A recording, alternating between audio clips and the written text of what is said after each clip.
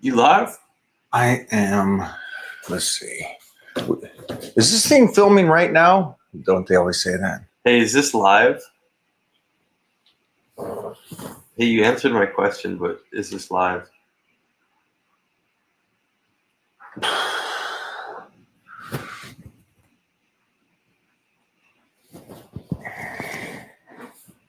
Is that AI?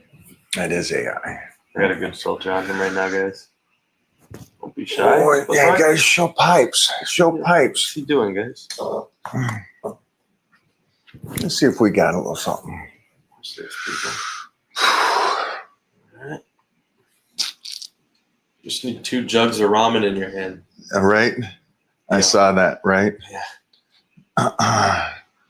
Ooh. The USA action. Classic shot. Okay. All right.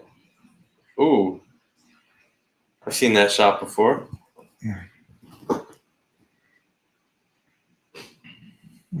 I want to be like Mike. What's up, guys? Let's go down. Are we going straight into it, or you got something to say to the No, people? I got this.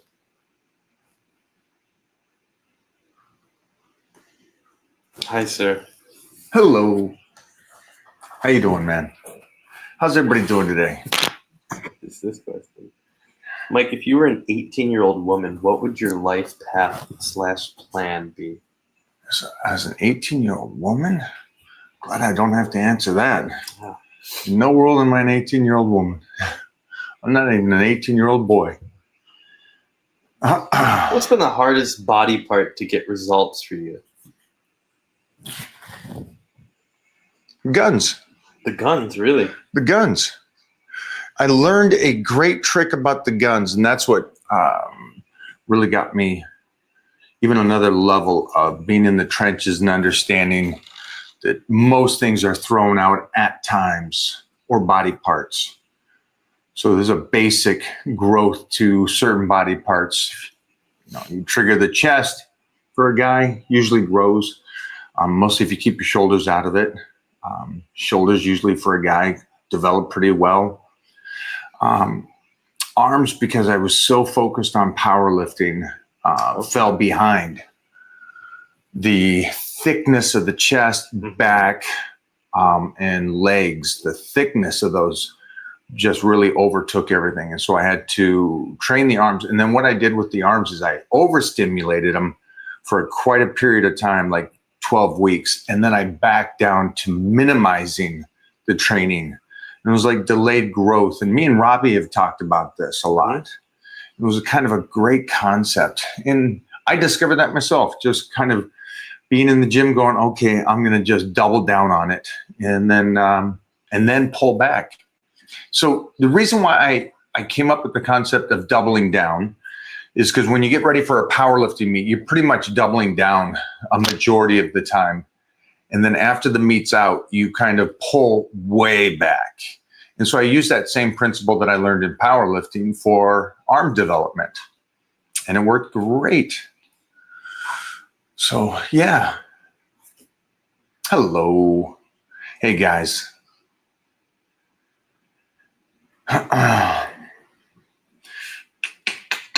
Frank Zane, man. Hey, what's your monthly income? Finland. Go back. What you said, you mega? Are you mega? Yeah, I'm common sense. Team Common Sense. Yeah, Team Common Sense. There you go, guys. How do you approach a weaker body part? Do you change anything on the style of your training?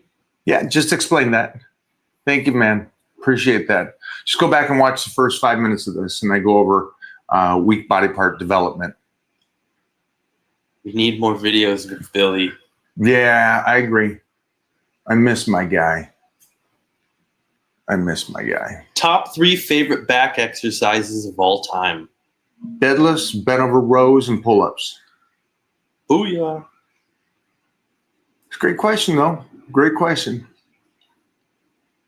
Thickness.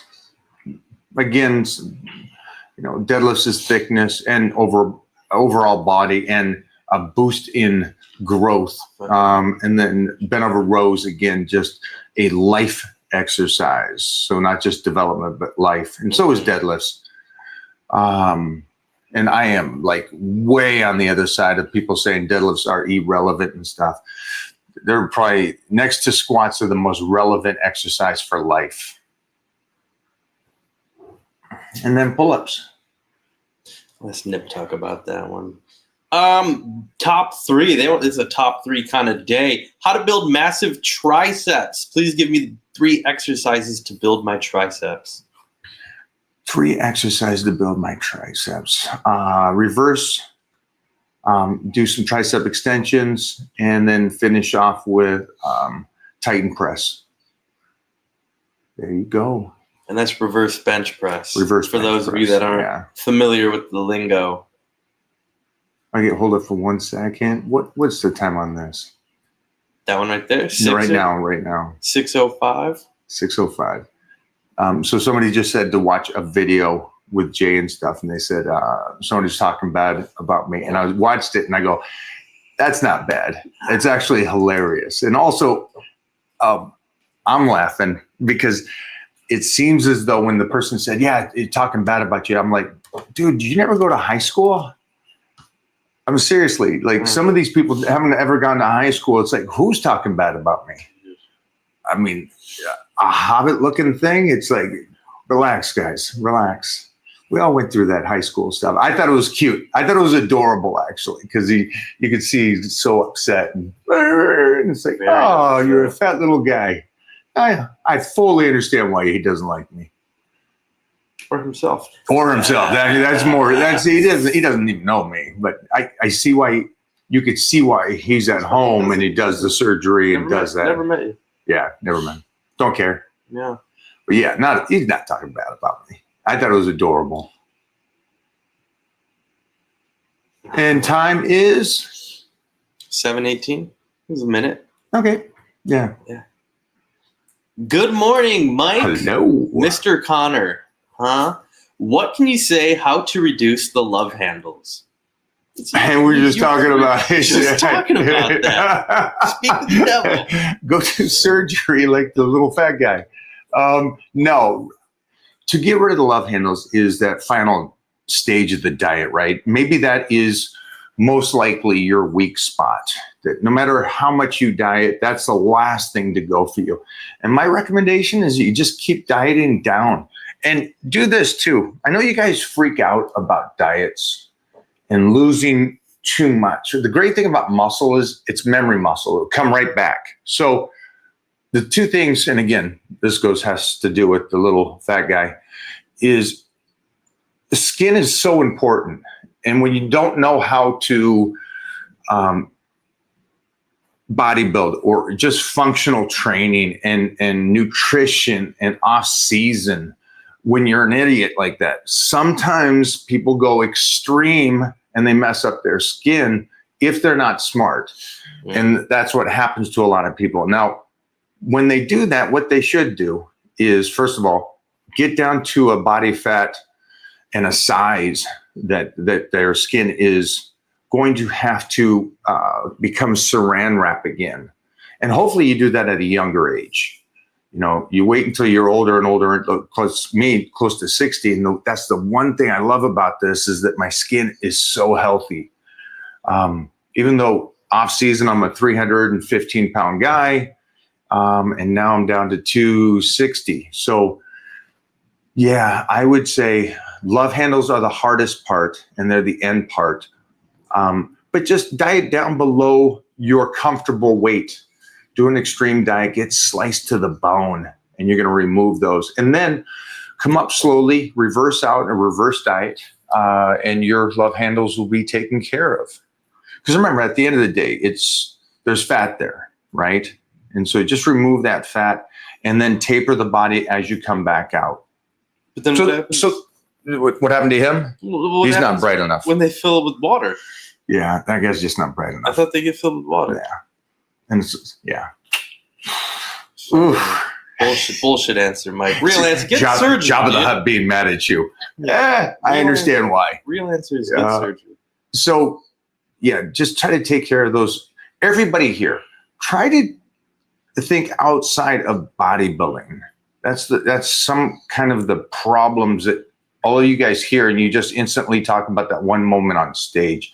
But you got to start thinking about life and how you're going to structure. And I'm on the beach this weekend in Florida doing shoots. During the week, a couple of days later, I'm in Costa Rica doing shoots again. So I have to be contest ready at most of the year now, and I'm doing a movie. So what I did was fun for me, is to test to see how small I can get, and see where that sliced and diced and tapered waist is, like extremely better than even the universe is what was the goal. But again, it wasn't about bodybuilding and dieting down for a bodybuilding show. It was about dieting down for life and shoots. So trouble spots for all of you out there, when you're dieting, push it hard, push it real good. Mike, has posture ever been a concern for you? Not for me, but for people it is.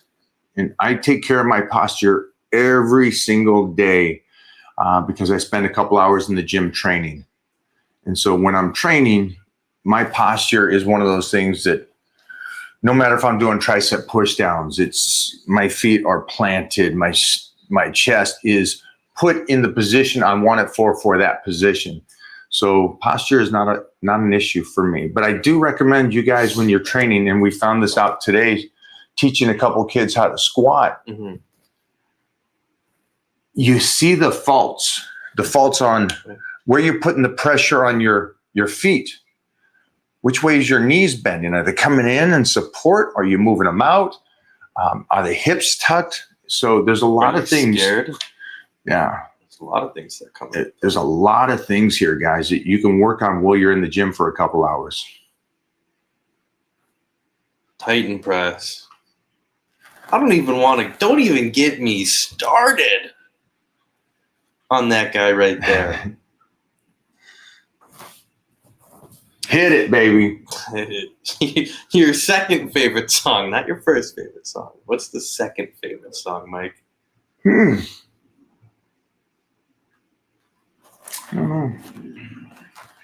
don't know. They want to see some chess. They're ready. No. Touch me. Ooh. Boom, boom, boom, boom, boom. That one's free, guys. You just got a fucking freebie right Check there. out my fans only. You got a freebie. Only fans? Fans Yeah. only? We can say that on these socials. Yeah, we can. Okay. Yeah. USA, baby. Deadlift save your joints from rusting. Yup. Great point. Great point.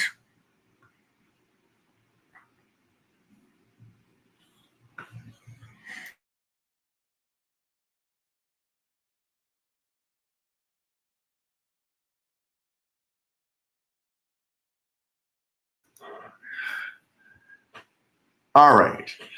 Where do we got next? Deadlift saves your joint.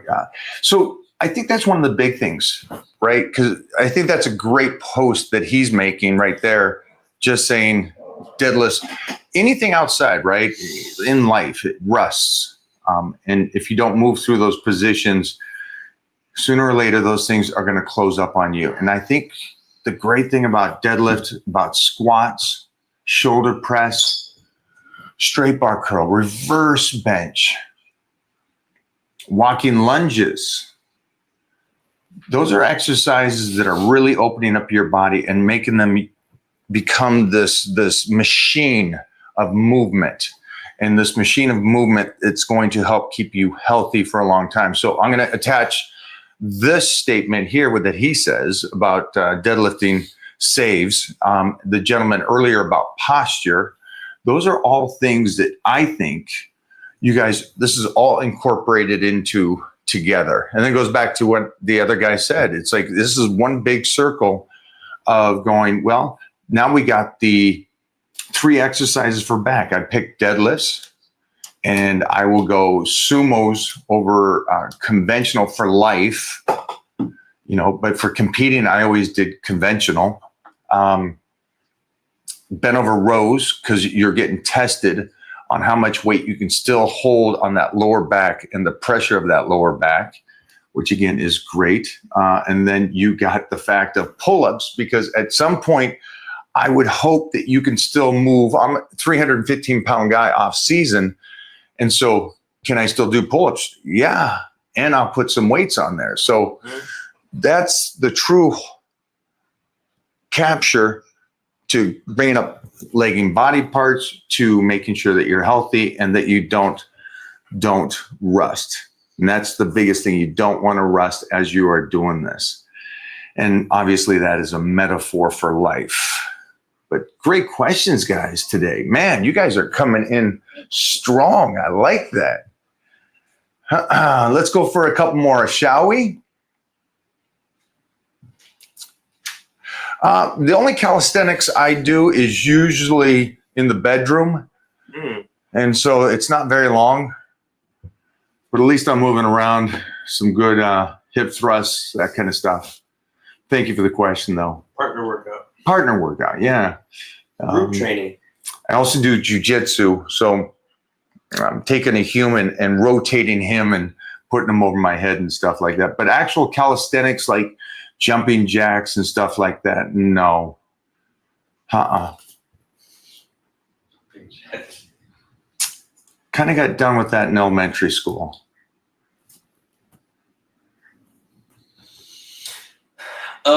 What supplements would you suggest to keep the body and joints healthy?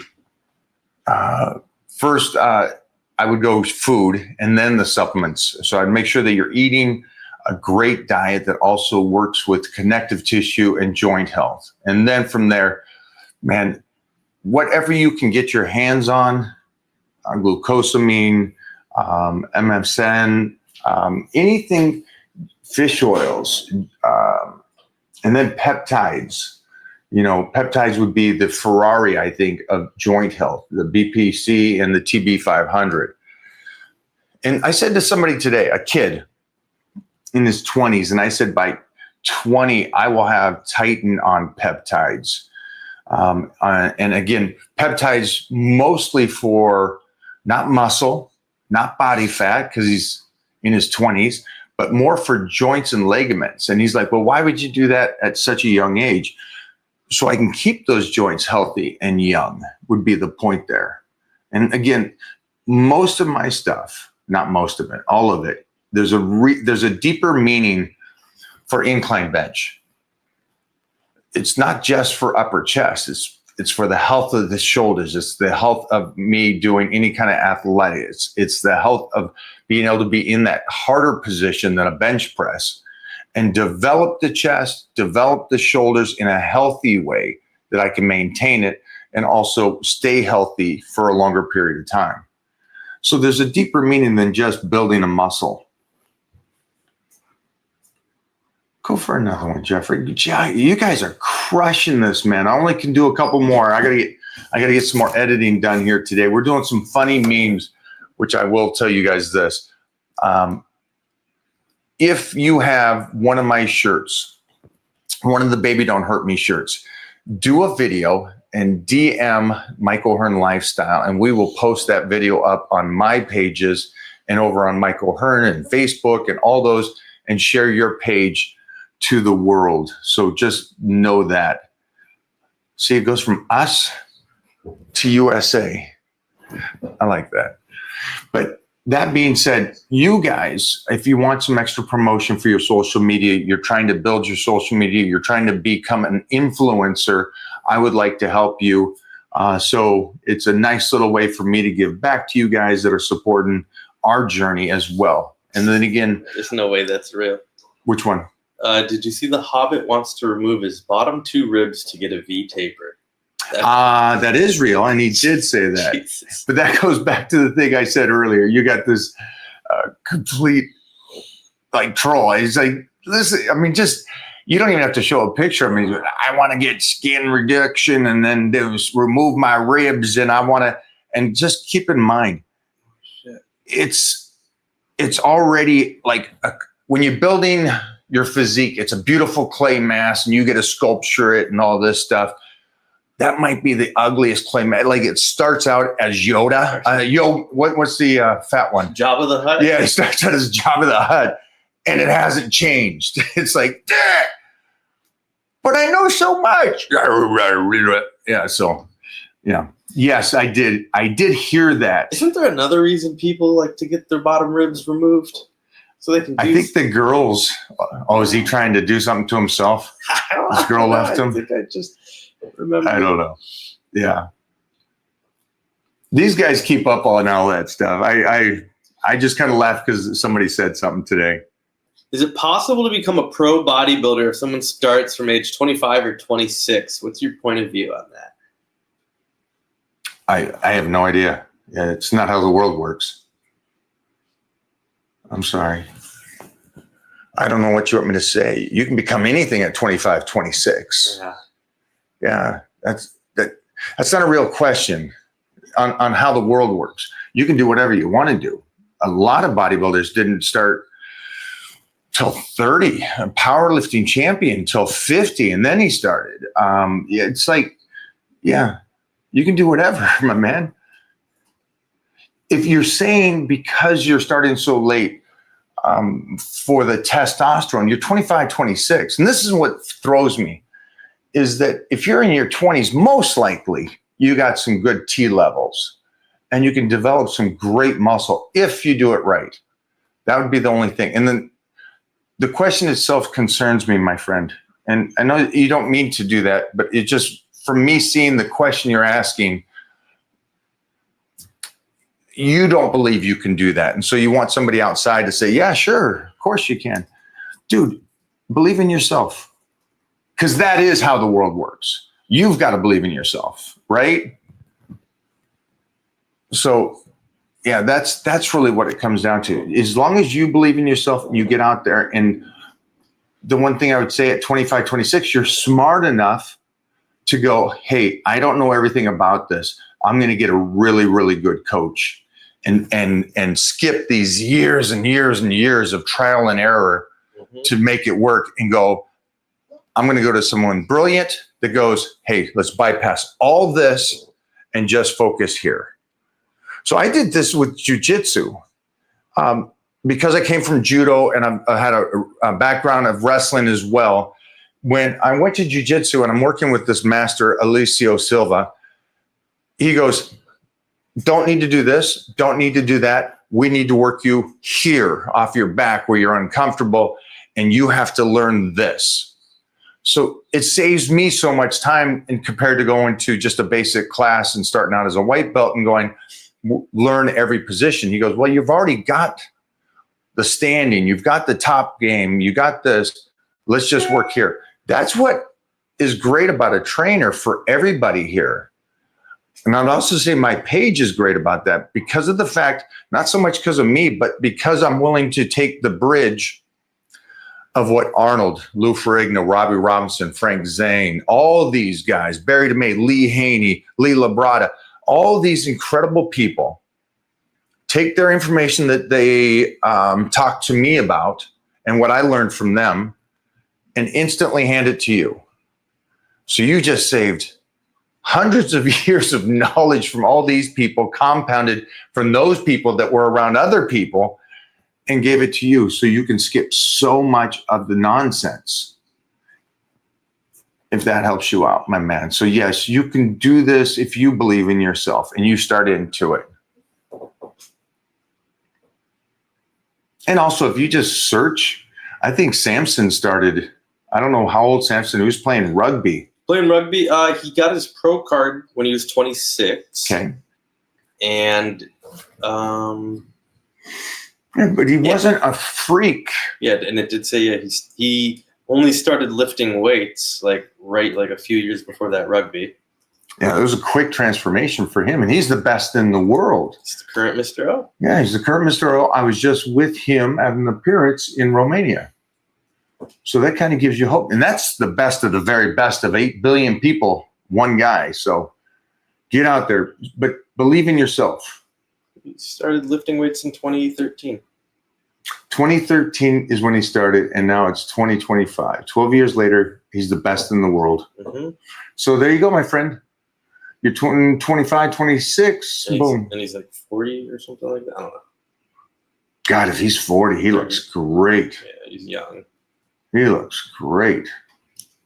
He looks like what a 40 should, you know, 39. like Yeah, he's 39. He looks younger than that compared to other people looks good. in their 30s look like they're 50. Yeah, he looks great. If you could give your younger self one piece of advice about training or life, what would it be?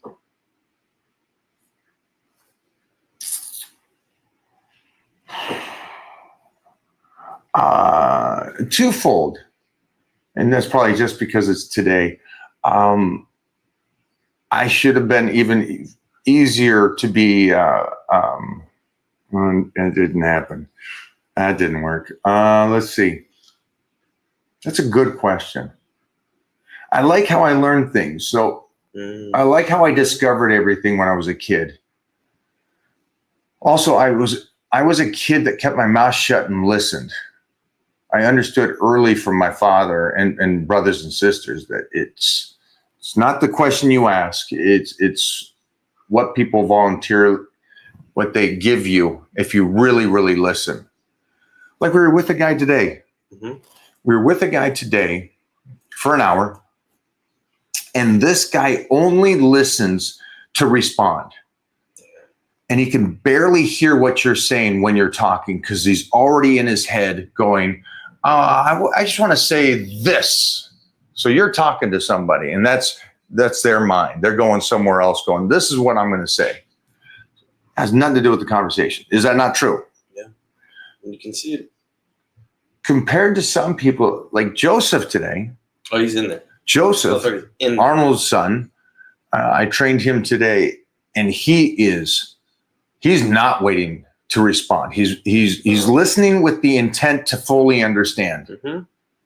And then he'll take a beat or two after the conversation and just contemplate it, digest it, understand it, and then get back. So I wouldn't tell my younger self anything.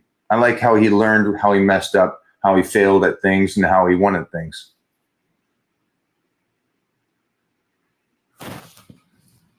It's a great question, though. It's a great question. Mike, do you do kettlebells? What's your thoughts on them? I don't know.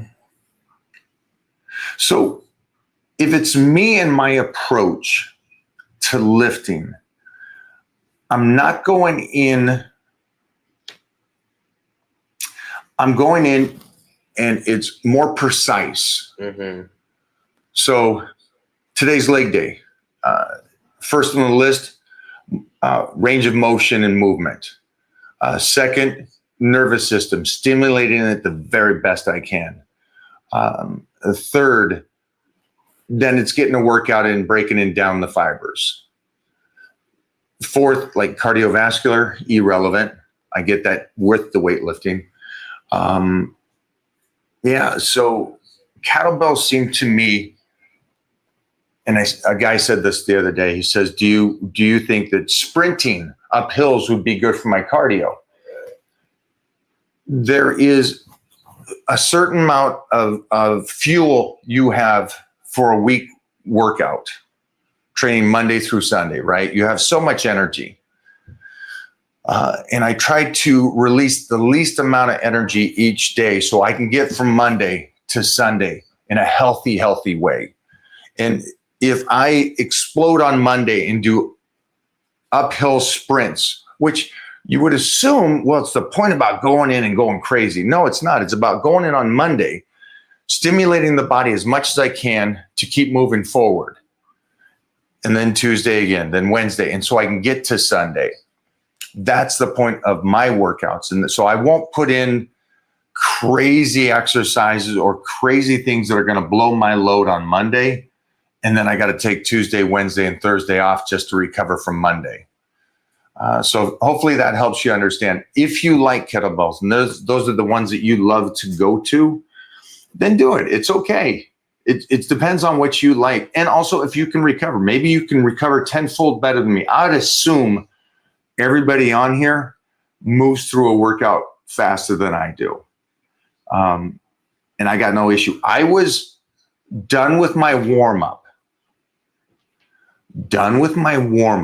By the time the two guys that showed up at the same time as I did were done with their workout. Oh, man. I just finished warming up and I started my training. And these two went through some of the warm-ups with me, but then they started their sets, next exercise. When they came back, it says, hey, we got to go. And I'm like, great. And they go, how long till you're done? I go, I'm technically just starting my first set. So it's a fun journey to learn and do this stuff. The kettlebells, not in the cards for me. Mm-hmm. Calisthenics, not in the cards for me unless it's in the bedroom. What? Uphill sprints or sprinting or running is not in the cards unless I'm getting ready for a TV show where I'm fighting or a competition where I'm rolling. Hit it, Jeffrey. Mike, what would you say to an individual who loves to deadlift but is hesitant due to L4, L5 issues, lower back issues? Ooh. Go over and watch our YouTubes on how we are deadlifting this last couple of years and the range of motion we're getting into. So the first thing it's going to do is it's going to pull you back a bit and really get you into a position of a strong machine position. But also you won't be able to do that extreme crazy weight at first. You'll be able to come back around the backside and do it more. And this way it would just kind of strengthen up those muscles down around there. Because you're definitely younger than me. It looks like, which is great, it's going to strengthen up those muscles to keep them in place for a longer period of time. And that's what you need to do. You need to keep that back really, really strong. So I would find that position. Go over to my YouTubes. Any specific? Just go to the YouTube. Go to my channels. Go to workouts. And there's too many to even start. Yeah. I would say almost every single back workout for the last 3 years, 5. Every single back workout Since you've been here, right? Yeah. Begins with deadlifts, and for the last 3 years, they've been the deficits. Yeah. Wow. Gosh. Do something like that. Great question, though, my friend. Fully understand the back. Yeah. Mike, have you done stem cell therapy, and if so, how often? I'm going to be doing it every 4 to 6 months. I did do it for the first time at RejuveStem here in Cancun, Mexico. Absolutely love it. I've done PRP before that, and stem cell is like the Ferrari or McLaren, Lamborghini of possibilities for rejuvenating and getting your body even healthier than it is. And here's the other thing.